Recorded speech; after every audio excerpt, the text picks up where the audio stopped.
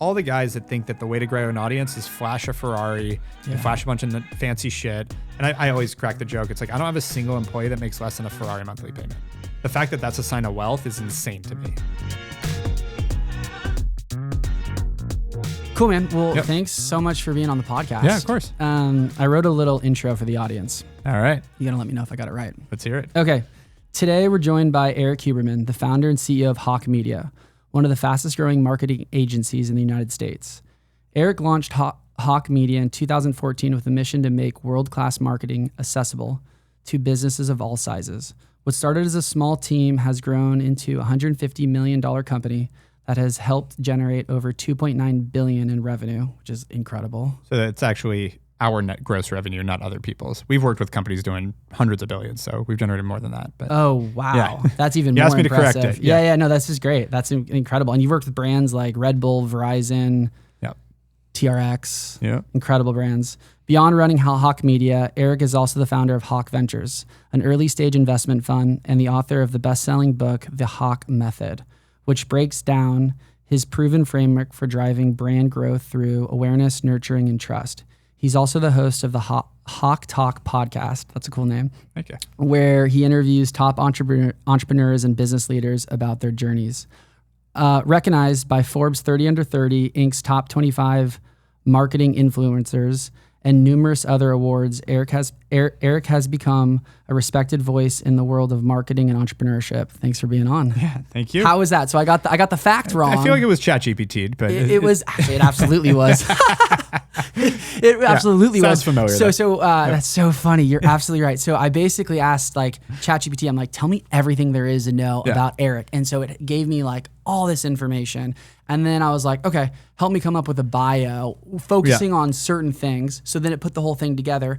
And then I spent all this time on like your YouTube channel and also LinkedIn and like your Instagram, like kind of seeing like all the videos, and like you are all over the place. Yes, that's fair. So leaned into it. Yeah. I didn't mean to cut you off, but my favorite thing that I saw was actually something that you're working on right now. It was you on the beach with like in a Hawaiian outfit.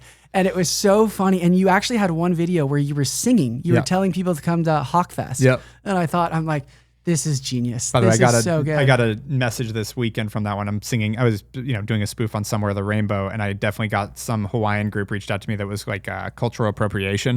I'm like, guys, just relax. Like, let's move on. I respect it, but it's like I feel like the outrage culture is there. But yeah, no, it's been super fun. We're promoting this Hawke Fest, which we theme every year, and this year is Hawke Island. Which the other thing that came up today, which I didn't even think about the correlation, was what is this Epstein's Island? And I'm like, oh God, don't go there. Like, I don't need that backlash. This was like built without any correlation to that. But yeah, the idea is like we took over a Penmar golf course in Venice, and we're doing again, we theme it so it's like a fun environment where it's going to be about 600 brand owners. But to come out and do we have a puppy petting zoo and a surf simulator and coconut bowling and a tiki bar and all these fun things, so that it's not just like a stuffy conference. It's more the anti-conference where people, it's great. It's a great group, but it's more about having fun, getting to know each other. That's so cool. And obviously have speakers there? Yeah. So we do have speakers, but it's funny, and don't get me wrong, we have incredible speakers. We've got Anthony Anderson just committed, so the actor that has AC Barbecue. We have Oliver Trevina from Cali Water. We've got the CRO of MeUndies. We've got Spencer Raskoff, who started Zillow and Hotwire. We've got some really, really amazing speakers. Then we also have InQ, the Def Jam top poet. We've got Ben Glebe, the comedian. We've got Marcellus Wiley, the Pro Bowler, the NFL player. We've got a lot of really cool people. But I will say that I feel like you have to have speakers at these things so people can call it work. But to be real, most people are not there for the content. They're there to meet each other. Yeah, and so making that other entrepreneurs. And so I just never understood why conferences don't make that more intentional. Let's make that easy. How long have you guys been doing this for? 2017 is when we started. Wow. That's really cool. Okay, so one of the things that jumps off at the page after all the research, and by the way, you and I have known each other for probably 6, 7, 8 years. Yeah, we met through our mutual friend, Sean Kelly. Yeah, thanks for I think the it's probably introduction. been 8 because you have to, COVID's 5.5 years now. So it's we definitely knew each other for a little while before that. Yeah. So.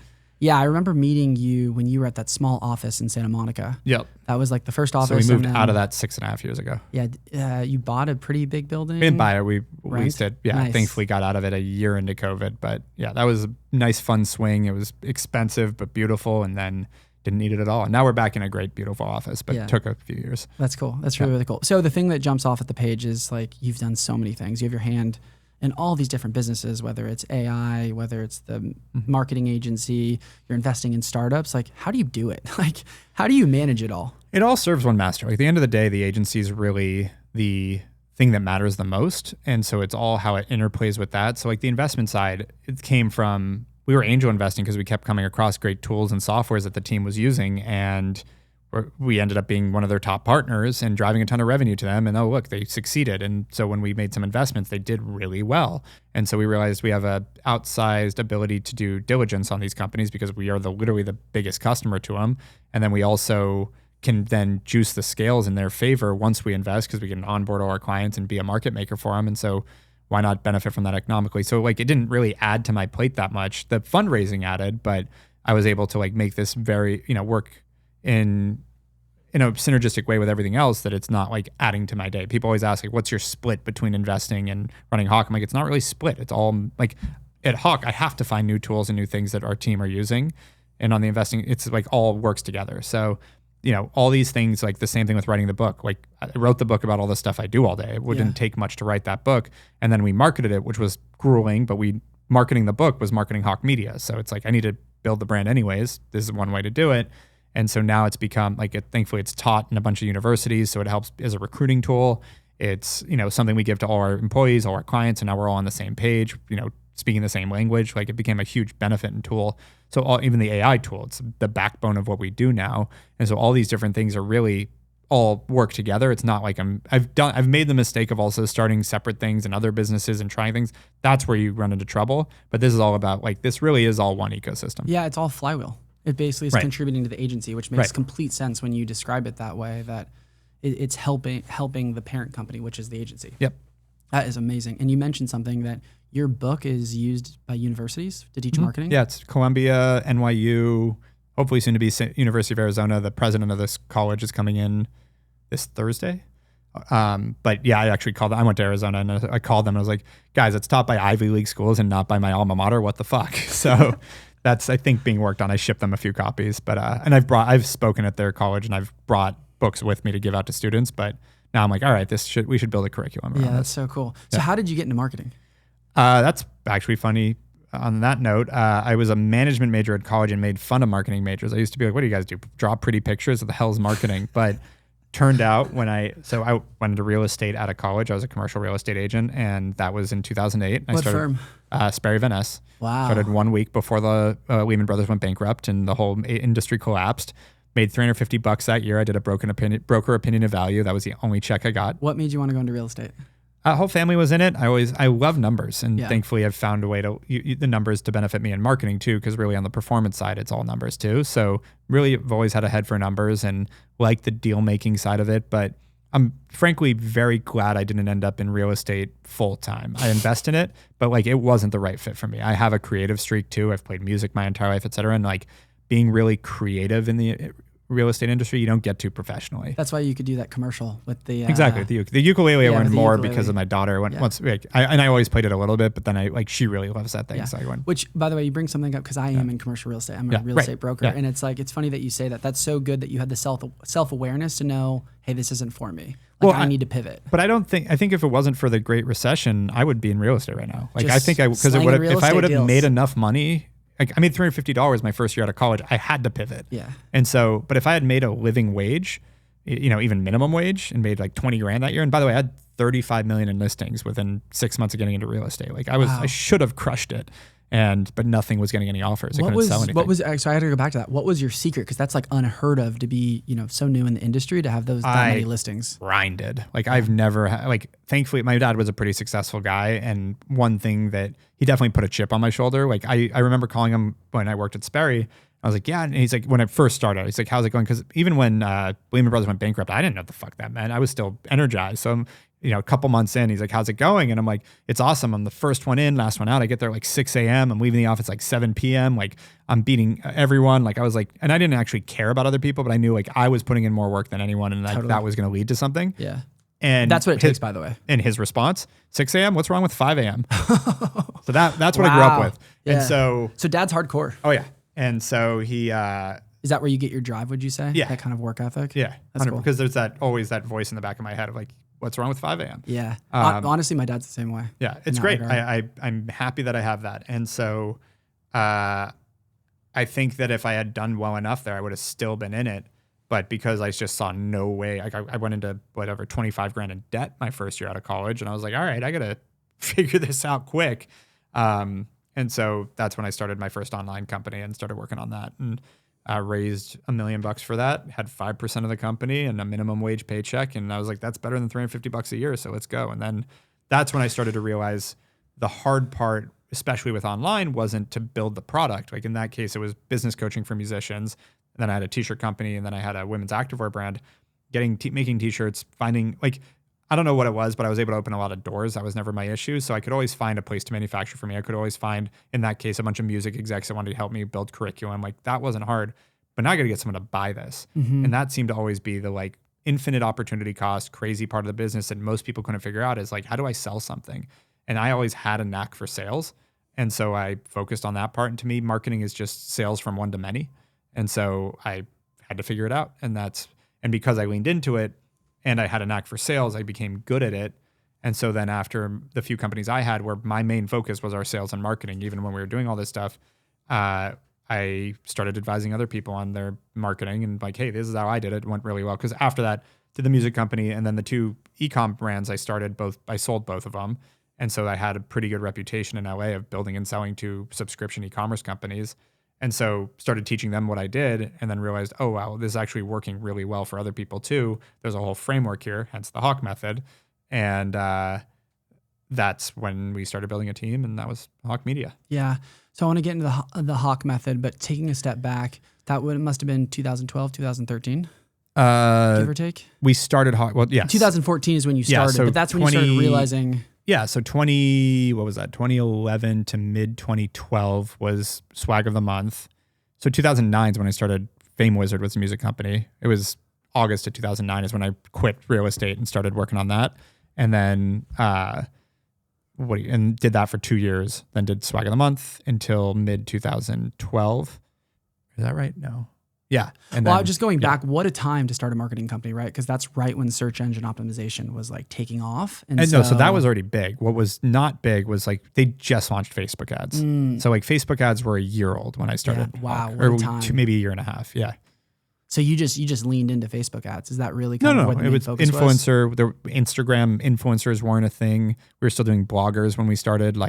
It was the nascence. And what happened when I started Hawke, and it's actually what's changed a lot in my business, is when we started, the number one problem was no one knew what the fuck to do. Yeah. And so it was do I do Facebook or do I do Google or do I get influencers or email, or where do I spend my money and how much do I allocate to each and what is normal? It was just this wild west of craziness.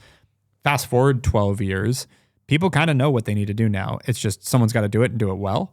So it's a very different value proposition. When we were starting, it was who's going to help me navigate this? And thankfully, we caught a tailwind because I had built and sold 2 companies. I was the aspiration for most of the companies calling us, we want to do what you did. I'm like, well, I can show you exactly what I did and I can do it for you. Great, done. And so that's really what started the early success of Hawke. And then it worked. And so it built a bigger and bigger brand. Yeah, you basically created a model that was successful. And then you're just I'm going to do this for other brands. Correct. Rinse and repeat. Yep. And so you kind of talked about what was working back then, but what would you say is working now for companies when it comes to marketing? So this is the fun part about marketing. Everyone thinks it's moving really quickly, but the 2 best channels for marketing today, Google and Meta. The 2 best channels for marketing 12 years ago, Google and Meta. So it doesn't move that quickly. The platforms themselves change. So how you leverage Meta and Google is different. There's other opportunities as you grow to go into TikTok and go into Pinterest and go into Reddit and all these things, but it doesn't change that fast. Now AI is making a lot of things different too. I'd say with VO3 from Google, now AI's finally got to that point where you can maybe use it for creative in certain aspects of your business, but the trust factor can get killed using it because it's inauthentic naturally. So there's a lot of things that you're playing with all the time, but the core strategy is pretty consistent. It doesn't change that fast. Yeah. That's actually something you bring up a really good point, that when you see someone who has an AI video or they're using AI, you do lose trust. Correct. And you totally lose trust. Hawke method, we say the 3 pillars of marketing: awareness, nurturing, trust. Yeah. You kill your trust, you're not going to sell very many things. Can you walk the audience through that? Yeah. So we just talk about, like, if you're building a comprehensive marketing strategy, number one, you have to, so again, awareness, nurturing, and trust. So awareness is, how do you let people know you actually exist? New potential customers, how do you just bring them into your world and, again, let them know you exist? And that can be done on so many different channels. But tons. right now, Like, it that's seems word like of everyone's mouth. doing That's- TikTok, they're Yeah. doing Instagram, Yep. YouTube clips. But it's also just word of mouth. It's PR. It's activations. It's just any way you can reach a bunch of people and, like, that you're on their radar. What do you think is the most underutilized like app that one can use for getting awareness out? I mean, I think YouTube Shorts. See, this is where it's hard. Is, like, depends who you talk to, because a lot of people are using YouTube Shorts, but it's become one of the more prominent ones quickly, where we hadn't been hit up about it very much. And just in general, making consistent quality content as a company, it's hard to see the exact ROI. So a lot of companies shy away from it. Like, we're in this sort of problem of too many spreadsheets and not enough conscious thought, where it's like you're looking at your ROAS and your data, and frankly, your data's wrong. And I can get into that, could be another hour podcast, but you're not looking at the data right. You're making decisions based on wrong data. And because of that, you're not doing things that don't necessarily have trackability, which a lot of times are the biggest things that drive businesses. So you also just have to have enough of a gut and nuance to go, if this doesn't work, my business is going to fail anyways, so I'm going to go commit to doing this. If you can't create great content that drives your brand and actually see customers come in because of that content, you're probably not going to be in business very long. Really? So yeah, I mean, just in general, it's just, it depends on the business. That's the world we live in right now. It's all about Right. content pushing. Well, and it's stuff also, out there. that's what drives word of mouth. That's what drives a lot more stickiness than just having some good products. That's what drives a lot better conversion. Like, these are all things that matter. And in a world where it's gotten more competitive and harder to, just, it's not put $1 in and get $10 out anymore. You've got to do things that actually really set yourself apart. And that's really the easiest way to do it. Where to put that content, that's really dependent on the brand and what they're creating. Yeah, like if your business, right? LinkedIn, if you've... Not necessarily. Really? No, this is, we actually just did a post on this. Everyone, and that's very common, so nothing wrong with it, but like... Well, I'm talking to an expert, right? Well, I know very little about when you're this stuff. selling B2B, people think of it as B2B. Like, I'm selling to a business. No, you're not. You're selling to a person, and that person's on Instagram, and they're on Facebook, and they're on Google, and they're on LinkedIn.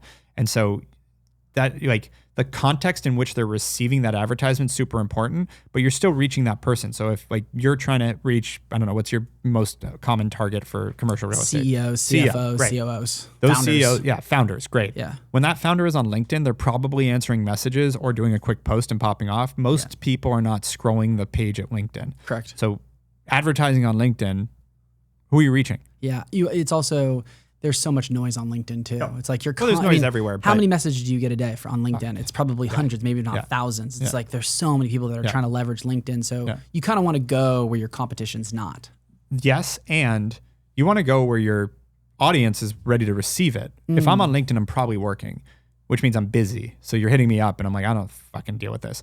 But you hit me up on Instagram at 8:00 at night when I'm maybe just doom scrolling or whatever the hell I'm doing on Instagram. I'm the same person. You're still trying to sell me, but now you caught me at a time when I'm like, well, I'm just bored. So what's going on? Happened last night. Actually, not set up this way. This is funny. I get hit up all the time about, I could help you with your personal brand. And I'm like, fuck off. Like, I don't know who you are and I don't answer these. This is 10 times a day, like, actually. And on Instagram. So funny. And the guy hit me up last night and said something. Fuck it, I'll pull it up. I'm curious about this now. Let's go right into it. Let's do it. This is great.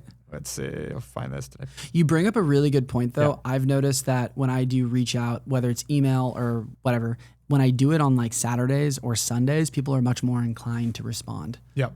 Because they have the headspace to do it. Whereas like during the week, they're working, they got meetings, they got Zoom calls. Like they're not as inclined to get back to you. But if you can touch them outside of those hours, they might be more inclined to get back to you. Yeah, and here it is. I posted a quick picture of my daughter and dog hanging out in her new bed, and just was like, I forgot what I said, but he responded with, "Isn't this the dream of life we all want?" I just said, "Amen." And he goes, "Seriously, Eric, I meant to ask you this, but how does it feel when Forbes recommends your work?" And I bluntly said, "These days it's not a big deal. Back when I started, it was amazing, but you can literally just pay to be in Forbes now. It really lost its glamour." Ended up in a full conversation with this guy, just chatting. And honestly, he was asking me some questions about personal brand and this and that. And I thought I was like coaching like some guy that was, aspirational, like chatting with him while literally sitting in bed. And then he goes, "Have you thought about, building out a course?" And I'm like, "We did. I didn't really want to focus on it." He's like, "Well, what if you could have someone else just handle it all And I'm like, well, this would be my concern is like, I like giving away information for free. Like, I'm not worried about making money on that, but maybe there's a way to do that. And he's like, well, you don't mean you don't charge for your time ever? I'm like, well, no, I have this intro thing. He's like, dude, you're undercharging here too. He's like, what if I could like give you a proposal and like tell you how we could do it better than this? Would you look at it? I'm like, yeah, totally. Like, great. What's your email? Like, wow. Well done, dude. Well done. Yeah. Well done. By Definitely the way, well done. Is that all done Instagram message? Yep. So he was just going back and forth. But yeah, I mean, for a good half an hour. Like, yeah, sure. And like, again, that like, not to put myself in that shoe, but I am a very typical entrepreneur where like, we're always on and like, you catch me in a different way. Again, complimenting my daughter is not the worst thing to do, but like, you don't have to kiss my ass in that sense. It's more just like, you didn't go right at like, we could help you with this. Cause the problem with saying that something like pitch, like, oh, we could totally help you with your personal brand. I'm like, how the fuck do you know? You don't know anything about my personal brand. You didn't ask me a single question. You're assuming that you're better than me already. I run a marketing company. I think we're doing an okay job. And it's like, not from an ego insult place. It's just like, you already lost credibility with me because you have no concept of what you're talking about.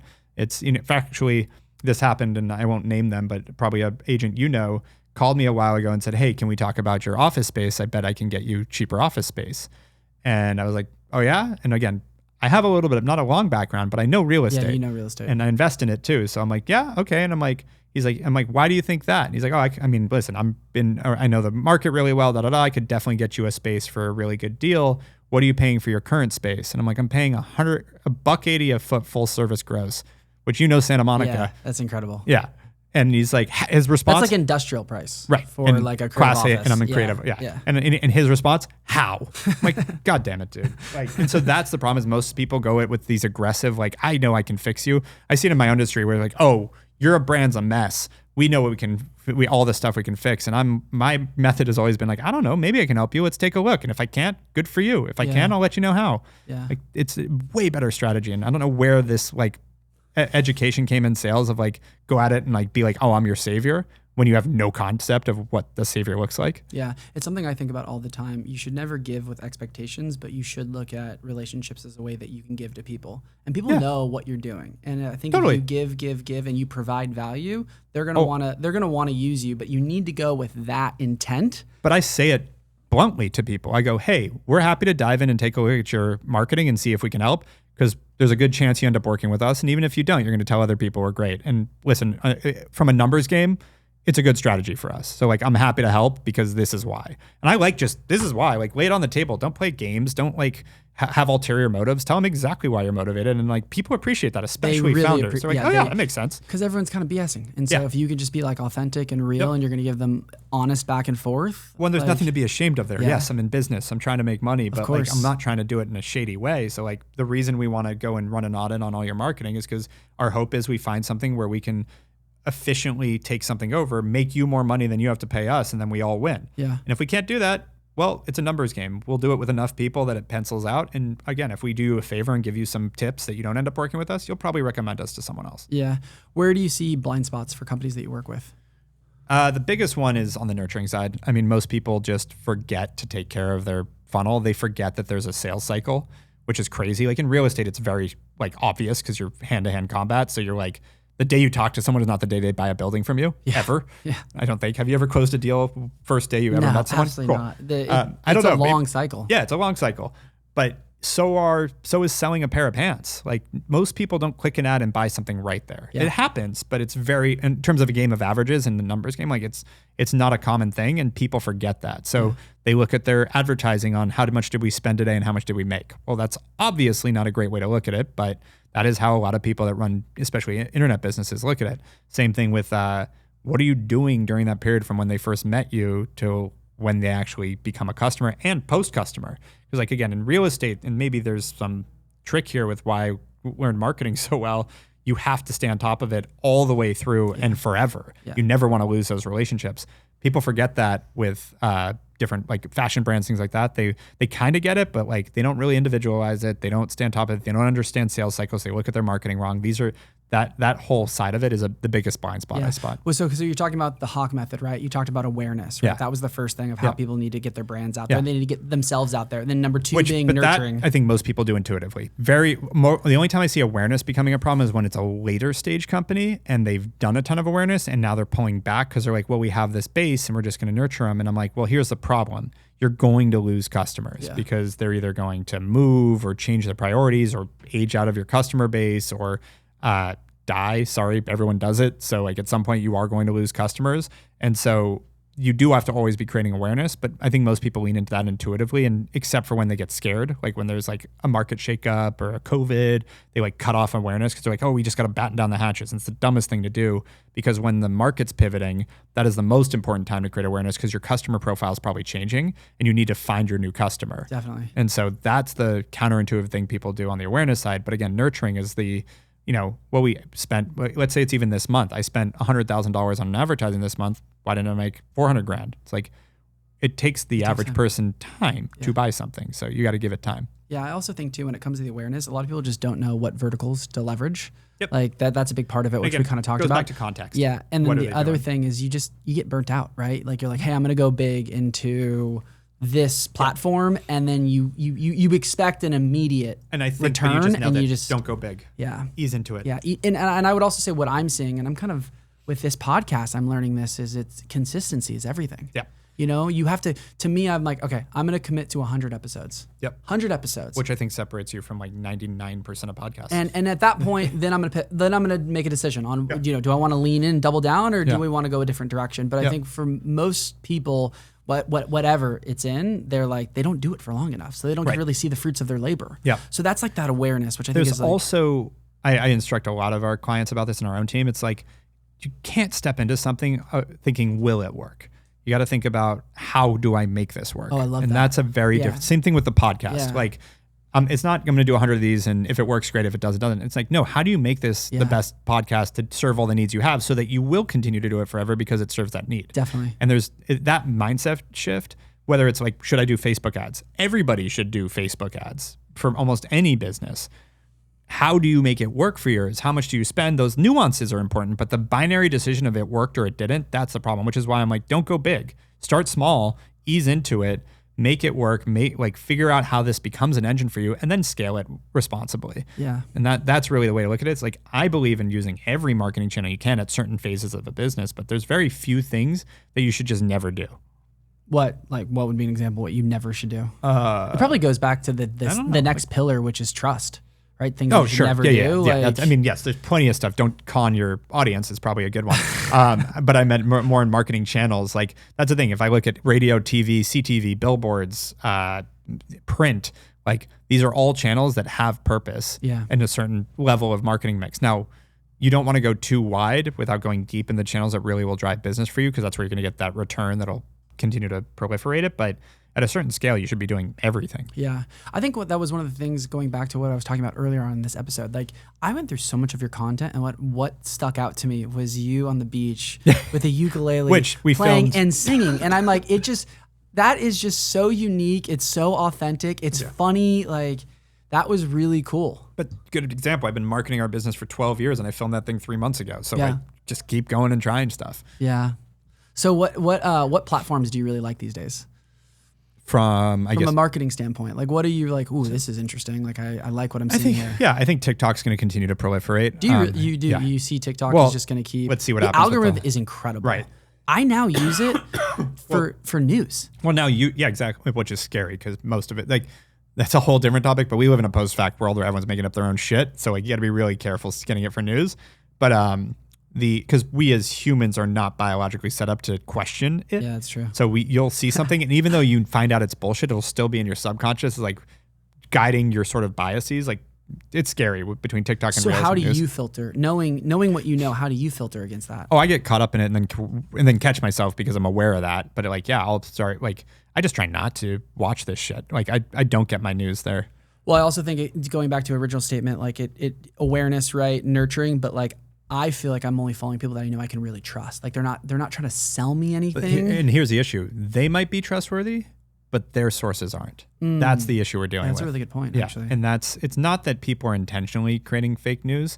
I mean, there's a lot of geopolitical stuff happening right now that like I know for a fact fake news is being spread at a like just using a very relevant example, the cover of New York Times last week showed a kid that was said to be starving in Gaza, which there are people starving in Gaza, not questioning that. But this specific child was supposed to be, it was an image of a kid with muscle dystrophy in Italy that had been moved to Italy by Israel, and they were using it as a headline to say Israel is starving Gazans. And it's like, I mean, that is just like crazy. That's New York Times. Yeah. So like where the trust is, and then you have these individuals that are more trustworthy, quote unquote, that who knows where they're getting their information from, because I'm sorry, they don't have direct sources. Unless it's someone that is somehow unbiased and sitting in that whether it's Russia and Ukraine or Israel and Gaza, someone sitting there that somehow has become unbiased, which is very hard to find and not impossible.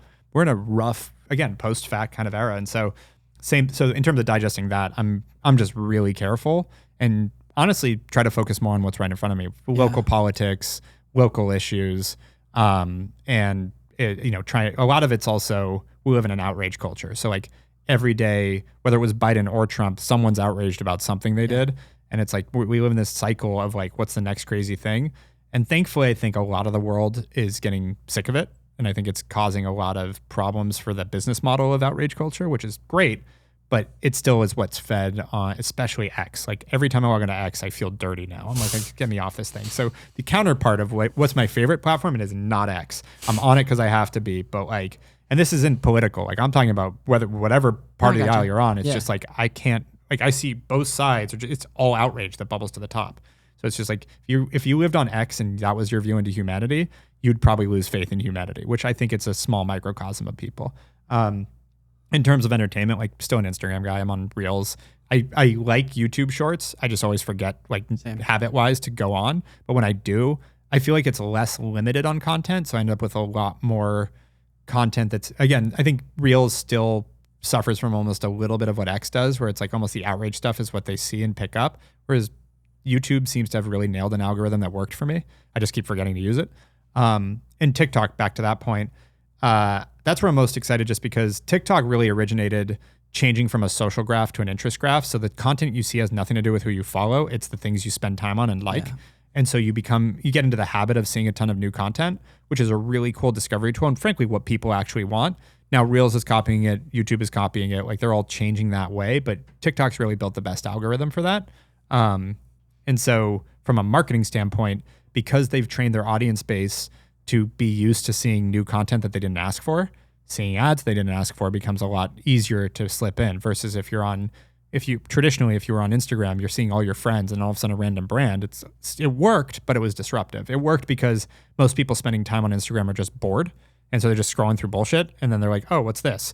So you could catch their attention, but now you go to an even further stage in terms of marketing enablement, where it's like now they're used to random stuff, so you're not interrupting them at all. Yeah. And so it's a lot more compelling. Yeah. Well, I was reading that it's going to have the future is going to have less to do with how many followers you have. Already is. It's already there. It's all about, because content can just go viral. So it's all about what your interests are. And so before, over the last like 5-10 years, it was like how many followers do you have? Yeah. And now it's about like how creative, how unique, how different is your content, and are people interacting with it? Yep. We've got a giant creator filming at our office right now, a bunch of viral content. Oh yeah, you were mentioning that.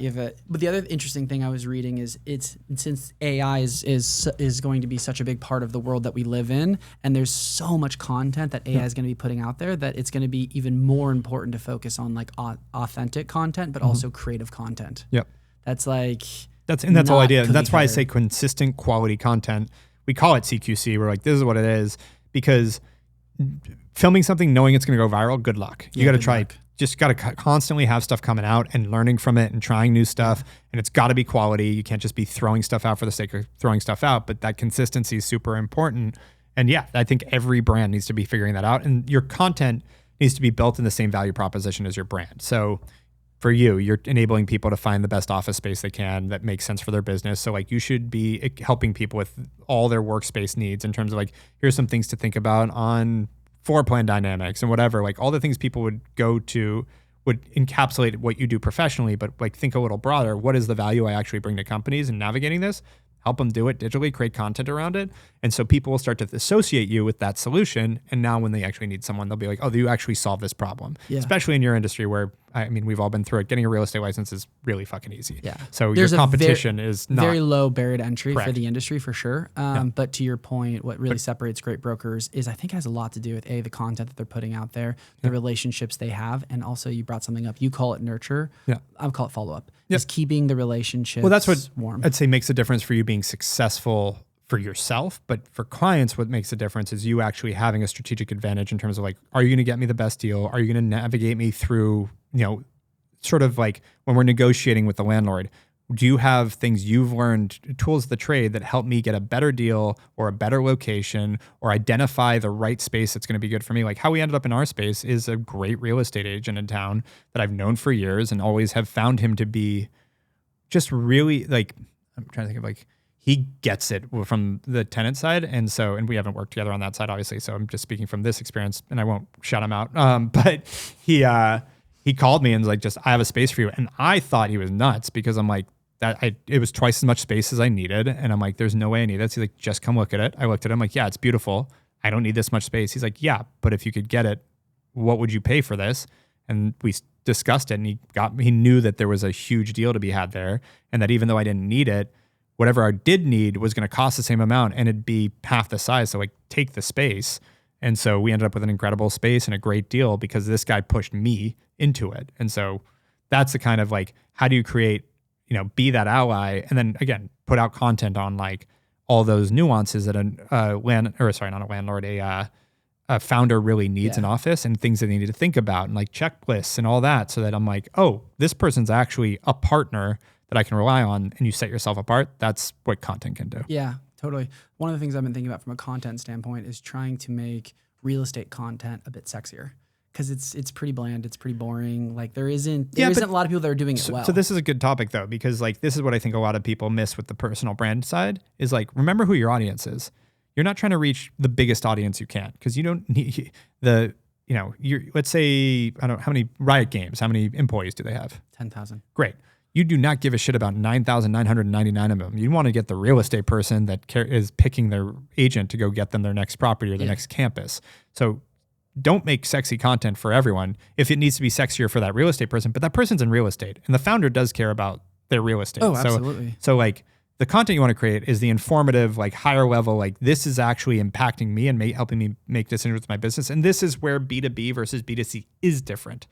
It's more rational. It's not about sexy. Now, if you want to make things a little different to catch people's attention, play a ukulele on the beach and in a grass skirt, that's more, that was very intentional to set the tone that this is not stuffy. This is fun. We call it the anti-conference. We're goofing off and not taking ourselves seriously, but here's all the cool things we're doing. Like you can have that side of it and make it more fun or whatever that tone you want, sexy or whatever the tone is. But at the end of the day, they actually care about what am I getting here? Like my time is fucking limited. So it's not going to be like, I'm not looking for you being entertaining is not going to make me pick you for real estate. So true. You being knowledgeable and you're going to save me money, navigate me through a lease process, get me a better lease, avoid pitfalls. Those are all the things I want to know you can do. Yeah, for sure. I think what you're saying is like, know your audience, right? Know what's going to speak to them. No, it's exactly. But I think it's know what's going to speak to them and know your audience, but know who your audience is. Like, don't get because this happens with my own team when we're talking about my brand, where it's like, well, if we did all this stuff like Gary Vaynerchuk does, we could really build a bigger following. And I'm like, and I know Gary, we work together, like he's awesome, but he's reaching a mass market. I'm trying to reach founders and owners and business owners. That's it. I don't care about the rest of the audience. So I probably won't ever have 20 million Instagram followers, and that's okay. That's not the business I'm building. I'm trying to reach people that could actually work with us. And so it's a very different strategy because my book won't be as wide of a seller. I wrote a book that really speaks to like marketing students, marketing leaders, and CEOs. So we sold 30,000 copies in the first few weeks. That is a huge win. There's a lot of books that sell millions. The 30,000 for what I wrote, awesome. Got a bestseller done.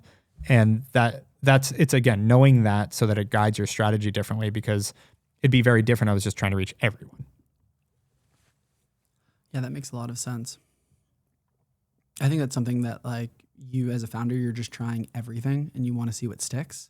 But you need to be very intentional with the way you go about your marketing efforts. And so there's so much time in a day. So like you can spend all your time creating content for the general public And great, you've got a ton of people that love your content, but they're not going to be your customer and so, I see this, this is something we've talked about internally too, and actually put this note on, like, we need to create a video about this, but maybe this is it, is a lot of people make really stupid content that attracts a really stupid customer. Like the people that are the sort of charlatans of the world that are like out saying about, like, good example, all the guys that think that the way to grow an audience is flash a Ferrari and flash a bunch of fancy shit. And I always crack the joke. It's like, I don't have a single employee that makes less than a Ferrari monthly payment. Doesn't exist. So like the fact that that's a sign of wealth is insane to me. Like if you run any business, this should be a joke.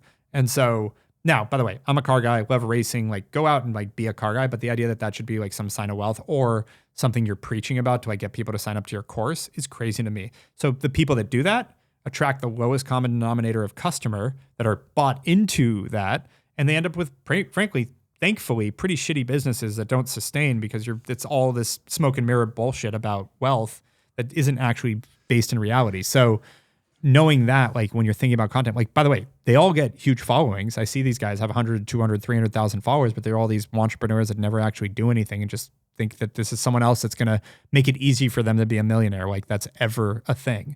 And so I'm big on like, who are you trying to reach? And also like, you want to attract the best customer, not the worst. Yeah. I think what I'm hearing you say is like, people have different strategies, but like some people need to go wide and some people need to go deep. Yeah. And like what you're talking about as a founder, especially when it comes to my business or like someone else who's B2B, is like, be very, very like clear on who is the end user that's going to be making the decisions to buy your services or to buy your product and focus on them. Yes. And more about like, you want a good customer, not any customer. So what I'm saying, like for you as an example, like if you're going out to get a client on the real estate side, do you want someone that's super savvy and understands their business and understands their metrics and understands like what you're saying and is like, do you have a better time with like meticulous, thoughtful, strategic people, or people that have no idea what's going on in real estate and they don't know how to make a decision and they're like, you can trick them into working with you, but they really don't, maybe you'll get them to sign a lease on something, but like they have no idea what they're doing. Which would you rather have? For sure. The more someone knows about real estate, the easier the process is. So if you're creating content,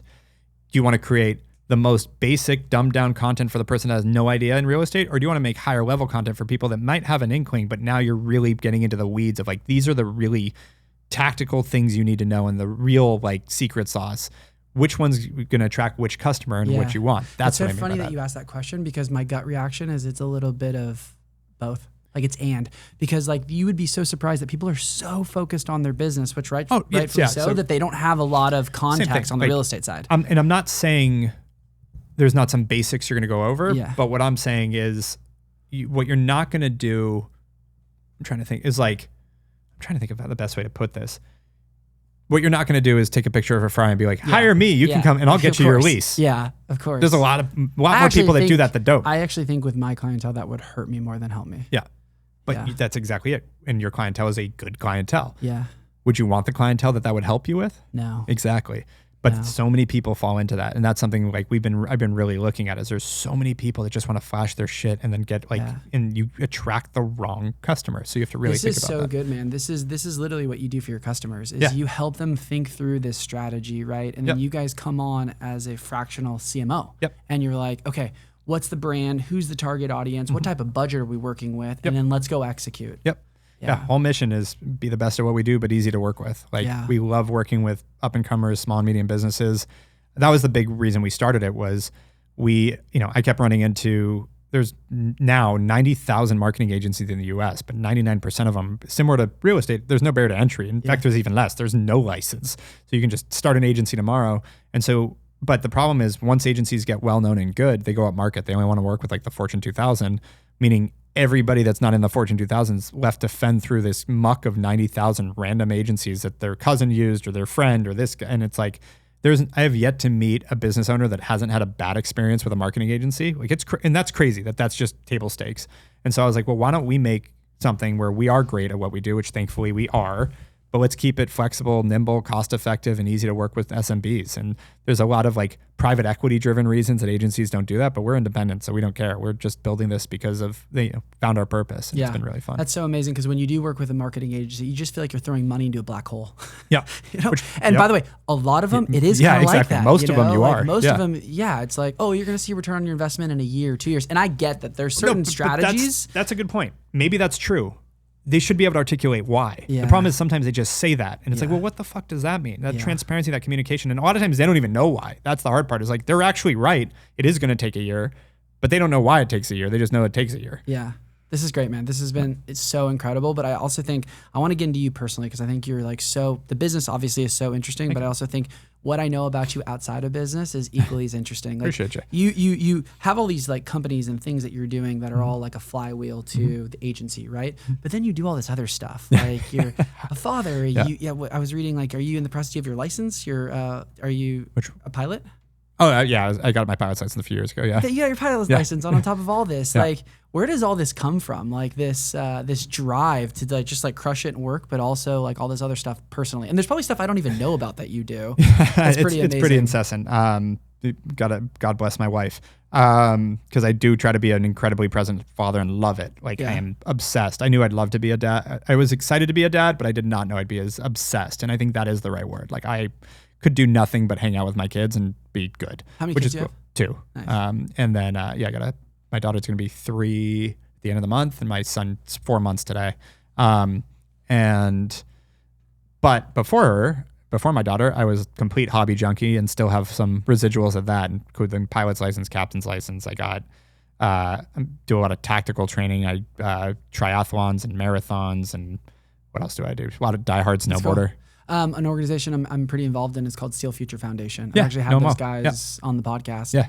That's they just had their event. I was out of town, but we helped support in some ways. And nice. I'm a big supporter of Steel Future Foundation. Go to like almost all their DSG events. guys, Mike O'Dowd and stuff. So I train with them. That's who I do. You do jiu-jitsu? No, I do or just the tactical stuff. Oh, that's cool. So those are the guys. That's really cool. And then you said you do triathlons, marathons? Yep.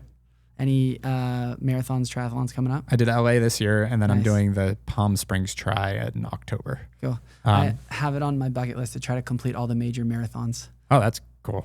See, I did this one, and then honestly, because I did one 15 years ago or something, and then did this, and I've realized marathons are probably off for a while because the time away from family with all the training. Whereas triathlons, I can train one exercise per tranche, and like going out for an hour a day, not a big deal. Going out for 3 hours is a real thing. That's so, but it's just love. And where it all comes from is thankfully, like early on, I got this like itch to just experience everything life has to offer, professionally, personally, family, like all of it. Just like, I want to try everything, whether it's be a dad, but also fly an airplane. Like I just want to, like, if there's an opportunity to check out something new, travel the world, see a new place, try a new hobby, try a new thing, I'm really big on it. And so there's always something. It's to a point that I definitely overwhelm myself at times and like sign up for too much and have to balance it. But that is still a big driver that like gives me energy and gets me up in the mornings when I feel like, and I also have an addiction to accomplishment, not for any outside reason, just like the idea of like checking off the new thing, accomplishing the new thing. I've been doing all this tactical training, so I signed up for volunteer security work and for like. Oh, I've not heard about this actually. Yeah. I have a buddy who does this. It's through Covered 6 out in Moorpark. Yeah, so CEO is a good friend, Chris, and so that's one, and then there's another organization. Wait, so too. Are you one of the volunteers that have not at Covered 6, but another org like it? And so that is so cool. So going through their whole testing and training process, and I'm going to do it, but I'm actually decided like I'll give back by actually helping them with recruiting and fundraising and all that because it's a charity. Explain to the audience what that is exactly. So you're volunteering. So this is specifically a Jewish org that's like for synagogues and Jewish events where they don't feel safe, and you can have armed security where they can't afford to just hire a security team. Yeah. But Chris from Covered 6, Chris Dunn, we actually almost started a company together. Like I know him really well, and so I trained with them too. And again, I did all this training just because I enjoyed it, and I also like it started with like. And I'm not like this crazy Second Amendment guy. It actually started with I never owned a gun until I was 30. And then when I realized like most of the world has these, like I kind of want to know how to use one too. I took it really seriously. And so I went and trained so that I owned one, but I knew how to use it and I was safe with it. And so then I ended up meeting all these guys and training more and more and more. And then I was like, I should do something productive with this. And so I've helped a lot of people learn how to use them safely. And I've now helping these private security companies. And it's been, that's an example of like, I also, if I'm going to do it, I kind of go, I wouldn't say all in, but pretty far in. Yeah. Same thing with like the pilot thing. I didn't go take a lesson. I got my pilot's license.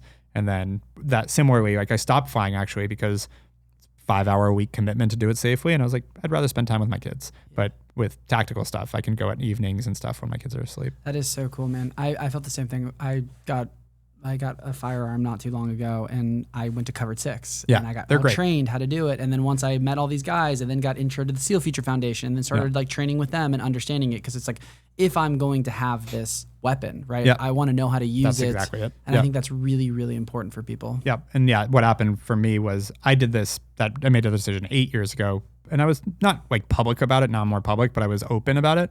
I had a few friends, especially because of the Jewish community after October 7th, no comment on the Middle East, but here anti-Semitism skyrocketed. It's like up 360%. So I have a lot of Jewish friends that were aware, felt nervous. Were like, can I borrow a gun or go buy a gun? I'm like, you can't borrow one. That's illegal. You can buy one, but before you do that, let's take you to Covered 6 and run you through some lessons. So Chris, being just a great guy, was running classes with me for all these groups of Jewish people in just LA that just wanted to feel safer. Yeah. And so we did that, and that's what led into more. Yeah.